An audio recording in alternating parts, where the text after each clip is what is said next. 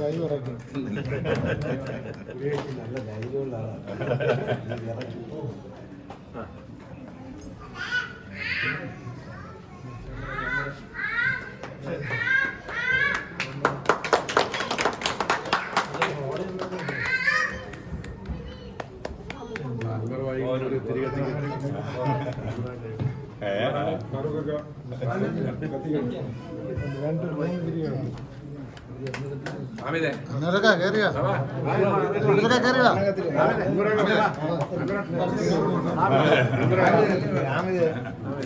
ആമിത് കറിയിലൊന്നും കൊടുക്കും ഒന്ന് അൻവറ കൈ കത്തി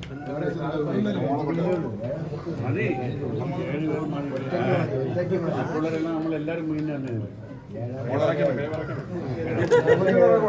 ചേട്ടാ ചേട്ടാ ചേട്ടാ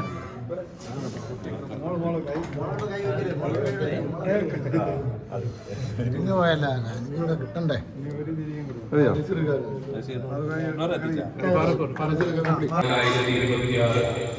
ആറാം വാർഷികാഘോഷം ഉദ്ഘാടനം ചെയ്യുന്നതിന് വേണ്ടി ബഹുമാന്യനായ MCA നാസർ അവരുകൾ എത്തിച്ചേർന്നിട്ടുണ്ട്. സ്നേഹപൂർവ്വം ആദരപൂർവ്വം വേദിയിലേക്ക് ക്ഷണിക്കുകയാണ്.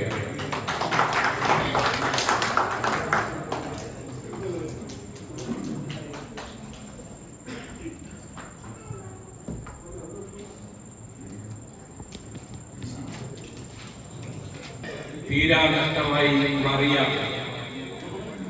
നമ്മളെ ഏവരെയും കുടുകുട ചിരിപ്പിച്ച അപ്രവാടികളിൽ നിറഞ്ഞു നിന്ന ബഹുമാന്യനായ പ്രിയപ്പെട്ട നമ്മുടെ ഏവരെയും പ്രിയപ്പെട്ട ശ്രീനിവാസൻ നമ്മളോട് യാത്ര പറഞ്ഞു പോയി.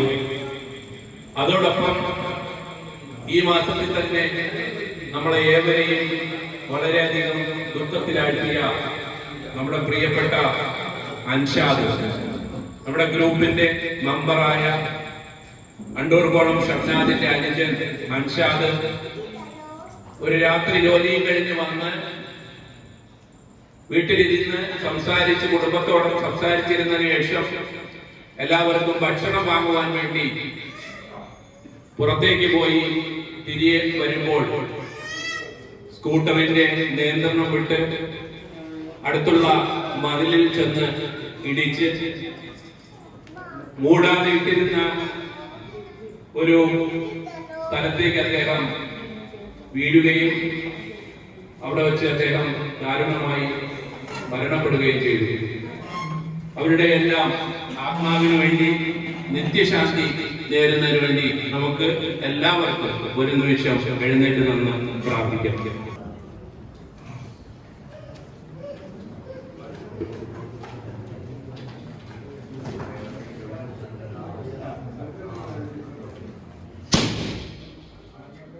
സന്തോഷം.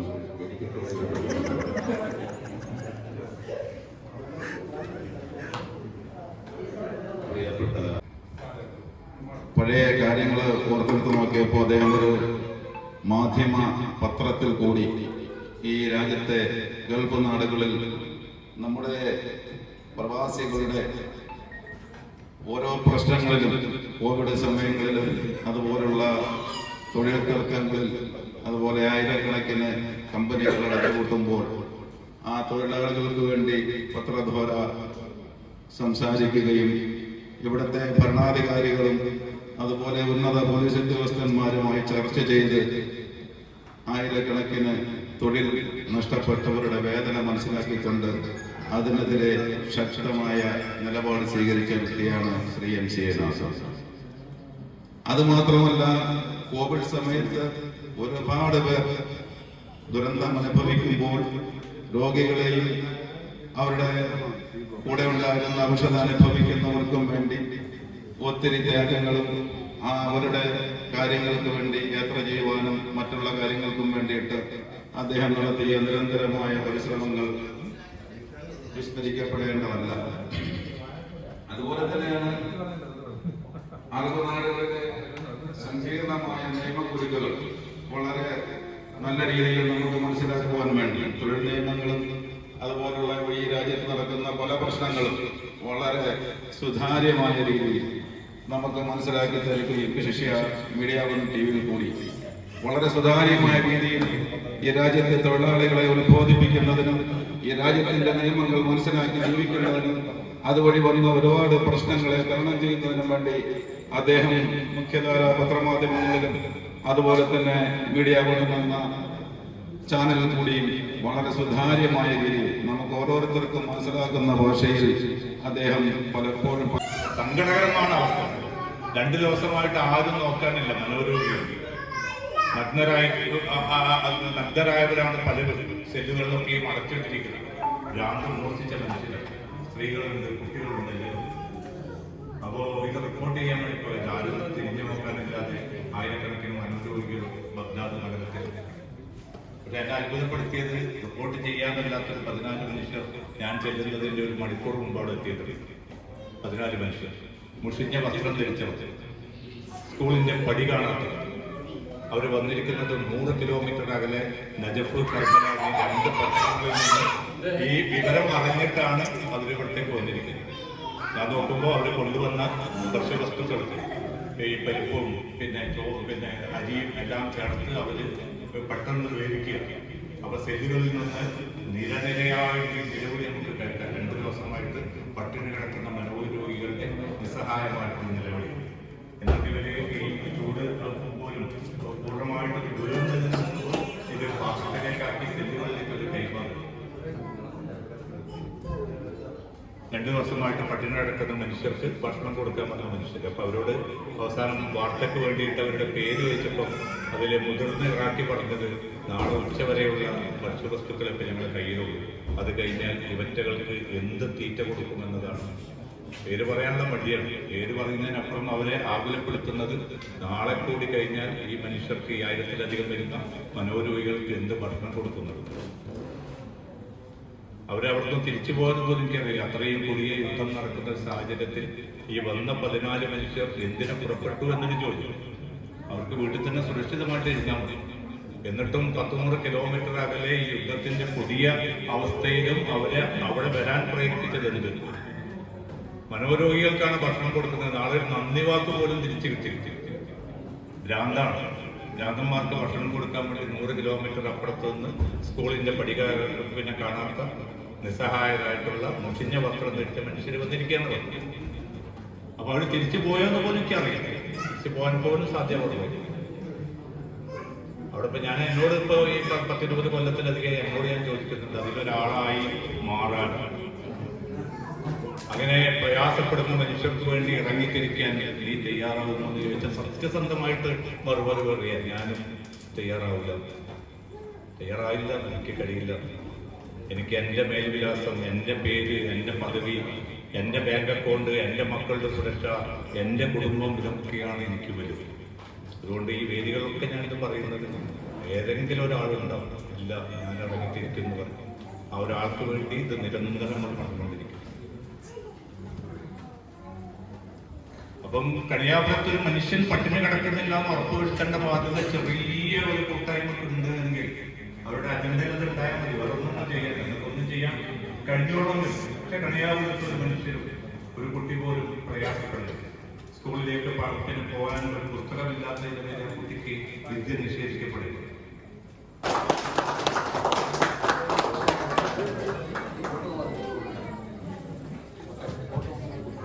മറ്റൊരു സമ്മാനം കൂടിയുണ്ട്. അത് നൽകുന്നതിന് വേണ്ടി നമ്മുടെ ഗോപനെ ക്ഷണിക്കുന്നു.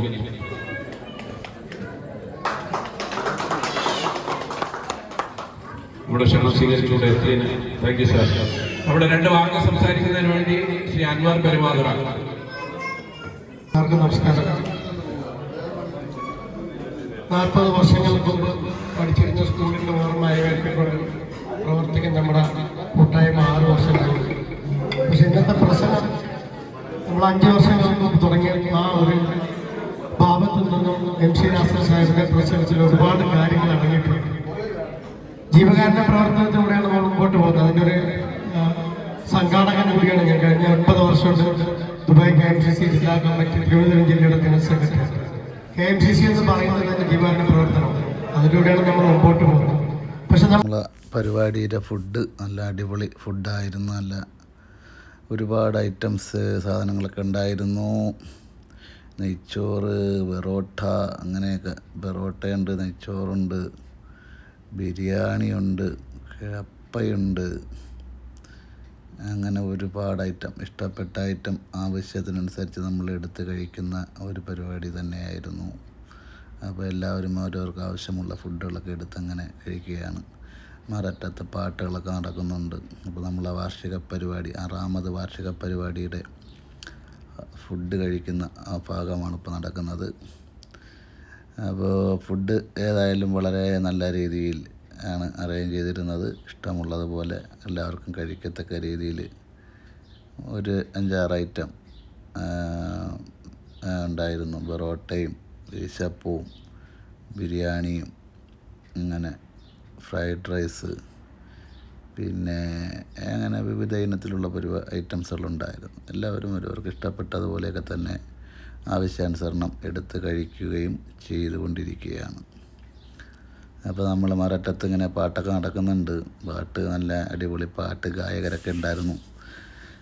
അങ്ങനെ പരിപാടി വളരെ നല്ല രീതിയിൽ അടിച്ച് പൊളിച്ചു എന്ന് തന്നെ നമുക്ക് പറയാൻ പറ്റും. ഫുഡ് കഴിക്കുന്ന കൊച്ചുമക്കൾ അങ്ങനെ ഫുഡ് കഴിക്കുകയാണ്. അവർക്ക് ഇനിയിപ്പോൾ അടുത്ത പരിപാടികൾ, കലാപരിപാടികളൊക്കെ ഉണ്ടെന്നൊക്കെ പറഞ്ഞ് അവരെ എളുപ്പം കഴിപ്പിക്കുകയാണ്. അതുപോലെ നമ്മളെ മറ്റ് സുഹൃത്തുക്കളും ഒക്കെ വന്നവരെല്ലാവരും ഒക്കെ കഴിക്കുകയാണ് ഫുഡുകൾ. ഓരോരാവശ്യത്തിനൊക്കെ എടുത്ത് കുറേശ്ശെ പ്ലേറ്റിലാക്കി കഴിക്കുന്നവരും കഴിക്കാനെടുക്കുന്നവരും ഒക്കെ ആയിട്ട് ഇങ്ങനെ നല്ല തിരക്കുള്ള സമയം. സാലഡ്സൊക്കെ നല്ല അടിപൊളി സാലഡ്സൊക്കെ ഉണ്ടായിരുന്നു. അപ്പോൾ നമ്മളെ പരിപാടികളിങ്ങനെ അടിപൊളിയായിട്ട് നടന്നുകൊണ്ടിരിക്കും.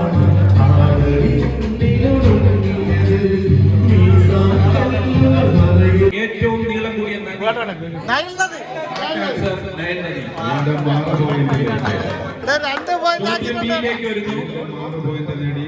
ലോകത്തിലെ ഏറ്റവും വലിയ ദ്വീപ് മൈനസ് പോയിന്റ് ചെയ്യുന്നത് ഇവിടെ ആൻസർ പിന്നെ പറഞ്ഞ കാര്യം രാജ്യം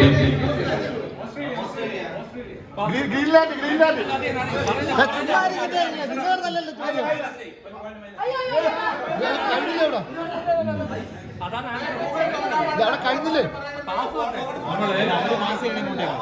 നിങ്ങളുടെ ആൻസർ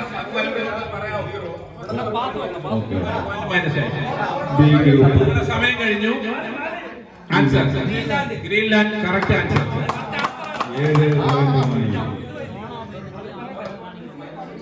ഏഴ് പോയിന്റുമായി എ ഗ്രൂപ്പ് നൂറ പ്രതിദാനം ചെയ്യുകയാണ്. മിസ്റ്റർ കുമരൻ റാഫിയും പ്രതിദാനം ചെയ്യുന്ന ഗ്രൂപ്പ് താഴോട്ട് പോയിക്കൊണ്ടിരിക്കുകയാണ്. സാരേ ജഹാം സേ അച്ഛാ, നമ്മളെല്ലാവരും പാടിയിട്ടുള്ള ഈ ഗാനം രചിച്ചത് ആരാണ്? ചോദ്യം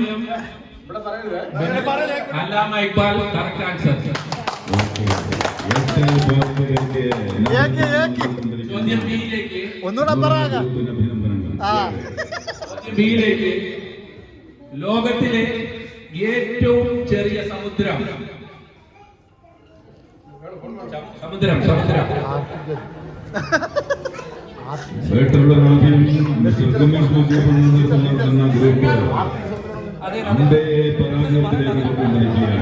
ചോദ്യം പാസ് ചെയ്തു.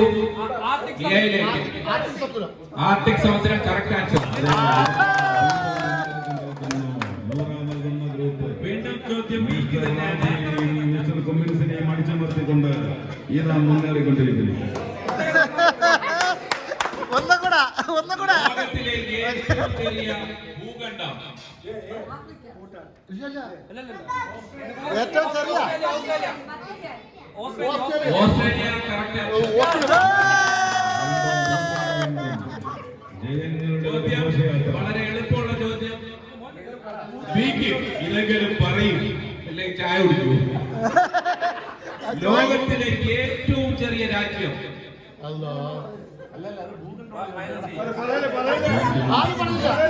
ലോകത്തിലെ ഏറ്റവും ചെറിയ രാജ്യം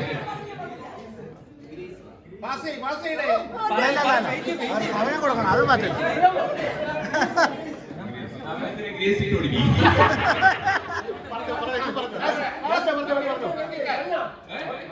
അധികം കറക്റ്റ്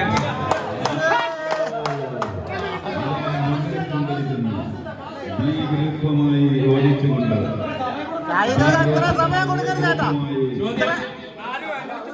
ചോദ്യം ഏറ്റവും എളുപ്പം. കുട്ടനാട് കൊണ്ട് കത്തിച്ചു കളയാൻ പറയണം. എന്റെ അച്ഛനും അമ്മയും ഉറങ്ങുന്ന മണ്ണല്ലേ, നിങ്ങളുടെയും അമ്മയും അന്തുറങ്ങുന്നത് അവിടെയല്ലേ?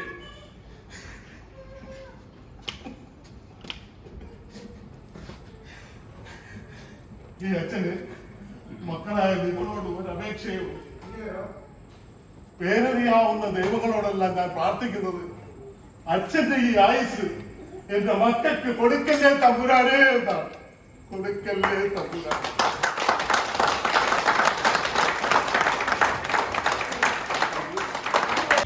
ഇറ്റലി, ഇറ്റലി, ജർമ്മനി, ലാസ്റ്റ് തൗഫീഖ്.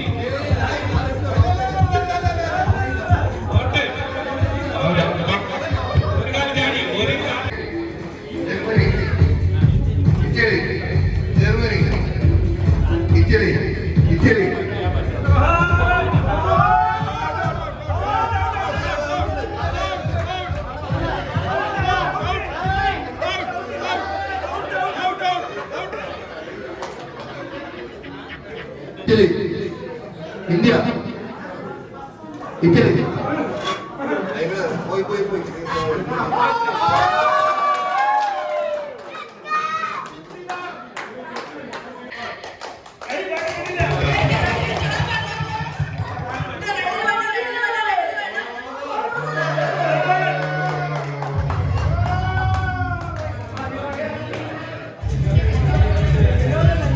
മിസ്റ്റർ വിനോദ്